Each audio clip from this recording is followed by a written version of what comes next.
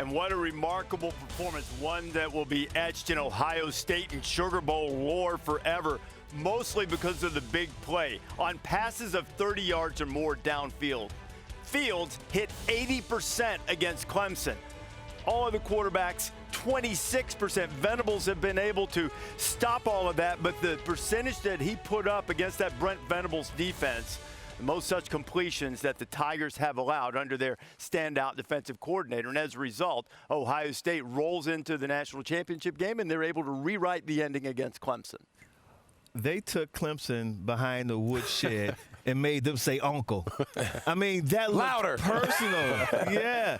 What just a dominating performance from top to bottom, from the beginning to the end of the game. 49 points. I mean, are you kidding me? What a great game by Ohio State. I think Ryan Day, he attacked the middle of the defense. Nolan Turner, Clemson's safety, was out for the first half because of targeting the AC championship game. He took advantage of that. Trey Sermon got going. Chris Olave put up some big numbers. I mean, they were just hitting on all cylinders.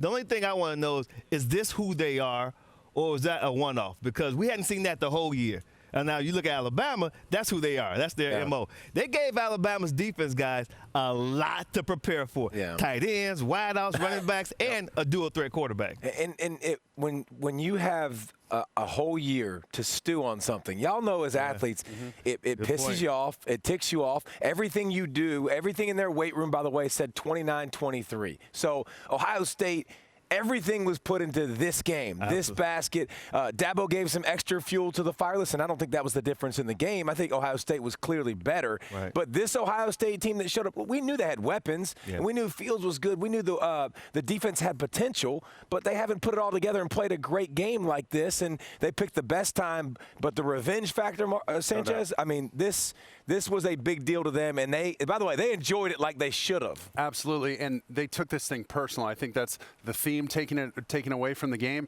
But if you notice, when they signaled plays in, this was a big deal coming into the game, these signals, right? Yeah. They got up to the line of scrimmage fast. They did the muddle huddle a couple times, and they hit them quick, early, and often with these deep strikes down the field. And then the other thing I really saw from Justin Fields, everybody was down on him. Everybody's ready to hit the panic button, and he comes out with this gritty performance. He was forced to play quarterback when he got hurt. He had to check the ball down a couple times, and it forced him to make great decisions underneath. Other than one throw in the back of the end zone, he was on fire. Yeah.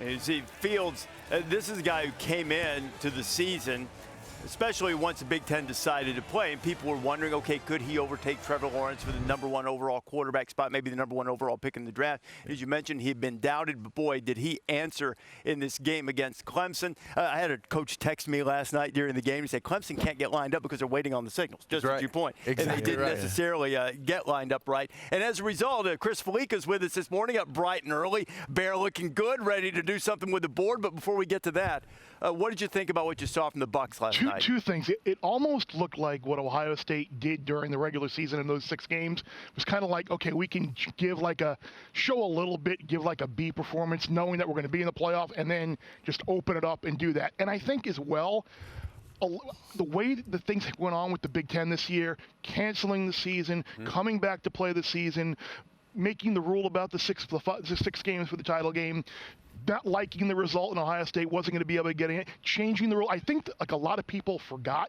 that Ohio State was really good, and maybe they were kind of dismissed, and maybe people held that against Ohio State. I think what happened in the conference maybe worked against Ohio State in terms of a narrative. All because that happened didn't mean that they didn't deserve to be there, and they weren't really good. I think that all fed into that, and we saw the Ohio State I think we all expected in the beginning of the year last night. It's a point that I've tried to make a lot when we talk about playoff selection, is that it is a perfectly reasonable position to take to say the 6 games is not enough. It's not enough of a proving ground. But performance, once you are selected, has nothing to do with that. I mean, once you're here, now there can be some of the things about whether you're not so beat up or whether you haven't gotten the continuity. All of those things are superfluous. Once you get into the tournament, it's how you perform. I don't know what superfluous means, but yeah, I agree with everything you're saying. I don't talk about it during break. Sure. But I will say, not only that, there are things that don't really matter that are on top of everything else. Is that superfluous? Thanks for watching ESPN on YouTube. For more sports highlights and analysis, be sure to download the ESPN app. And for live streaming sports and premium content, subscribe to ESPN+.